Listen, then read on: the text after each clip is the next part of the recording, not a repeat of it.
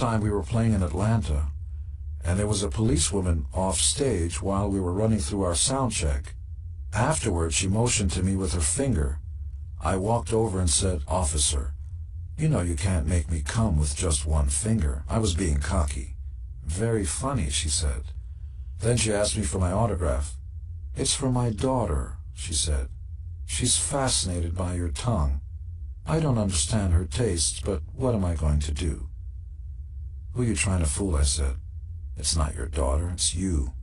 You want to come and get it? I'm in room 190. Naturally, I didn't expect anything, but later that night there was a knock on the door, and the woman was standing there in her full police outfit. When she walked in, it was like a scene from a movie. She took her hat off and her long hair fell down. Then she unbuckled her belt and took off her gun, an Israeli machine gun designed to shoot hundreds of rounds per second. There was a time when it was the fastest and deadliest weapon of its kind. Apparently, from Ace's explanation, one of the bullets backfired and a piece of shrapnel lodged in his chest. When he felt better, I asked him why he went shooting with a machine gun in the first place, and he actually responded in so many words. "Yeah, well, if you Israelis knew how to build a machine gun, this never would have happened to me." Then the scene faded to black. The next day we both came downstairs and she was dressed like a policewoman again. The guys all lined up against the wall. It was as if someone had yelled, "Spread 'em!" When I wasn't chasing girls, I was trying to keep Ace and Peter out of trouble. It took some doing, especially in Ace's case. Originally, Peter and Ace had roomed together, but after a while, they didn't get along. Peter asked me if I would mind if he roomed with Paul, and I roomed with Ace. It didn't bother me. We were all in the same band. One night I was going down to the hotel bar to see if there were any girls for the taking.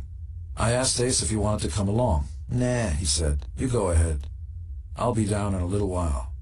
I went by myself, and of course there were girls, and I started talking to them. And after a while, though, I started to wonder where Ace was. I called up to the room, and no one answered. Then I got a little worried. I got one of the hotel managers, and we went to the room and knocked on the door, but there was no answer. Finally, we smashed open the door. Ace was in the bathtub, passed out, and slumped down with the water rising. His mouth was just above the water. He would have died in a minute. He smelled like a pickled herring. We pulled him out of the water naked and put him to bed. I stayed up all night to make sure he didn't roll over and fall to the ground, which he did anyway, or throw up and choke on his own vomit. By the next morning, I was exhausted. Ace wasn't. He bounded out of bed, bright-eyed and bushy-tailed. "Hey," he said, "I stayed in last night and went to bed early. What did you do?"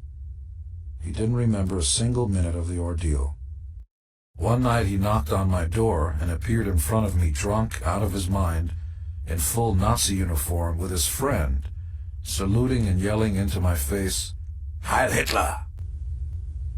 I remember two sisters who showed up at my hotel room door in Indianapolis in early 1975, both of whom wanted to spend the night with me. The better-looking of the two was noticeably pregnant. Despite that, we all stripped naked, got into the shower, and became fast friends. This is what my dick looks like when it's soft. In another city after another show, I opened another hotel room door to find another lovely young lady. My guess was that she was 18. I always made it a point to ask the girls how old they were. It may not have been the most gentlemanly thing to ask, but my intentions were certainly honorable. She came in and quickly had her way with me, and I with her. Then there was another knock at the door, and I yelled for whoever it was to leave. My young lady friend said that I could answer the door. It was okay with her. When I opened the door, a woman was standing there, attractive and in her early 40s, who identified herself as the mother of my companion. I must have looked as if I'd seen a ghost, but the mother said there was no problem, and asked me if it was okay for her to come in and join the fun. I looked over at my young lady friend, and she just giggled and nodded her head yes. Life was good. In a Midwestern city, I can't say which, but it's on a lake, a prominent radio promotion man invited Kiss to be his guests at his home for dinner. We were told to go because we needed radio support to sell records. The dinner was uneventful and quite boring until the promo guy got up and started making a long speech. Sitting across from me was his beautiful wife. When she brushed her high heels against me under the table, initially I thought it was accidental and moved my leg away. I had already arranged for a guest to meet me in my hotel after dinner and had no intention of coming on to this man's wife. She brushed up against me a second time and smiled suggestively. Then the promo guy took some of our guys on a tour of his home, and his wife quickly took me by the hand and led me to the far end of the house into a bathroom. There, she dropped to her knees and without a word showed me how fond she was of me. Some of the memories are bittersweet. When Kiss played Las Vegas for the first time, we had finished the concert and quickly made our way back to the Stardust Hotel. Standing in the lobby waiting for the elevator, Peter nudged me and whispered, "Wow, look at that girl over there."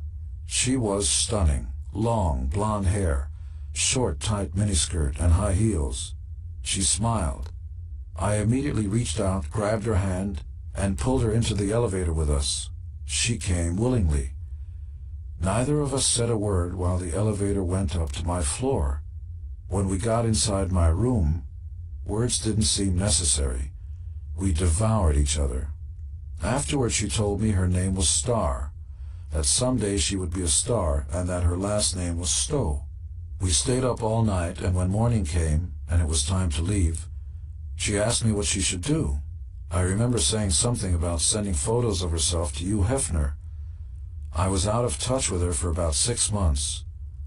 Then one of our road crews showed me an issue of Playboy. The centerfold was Star Stowe.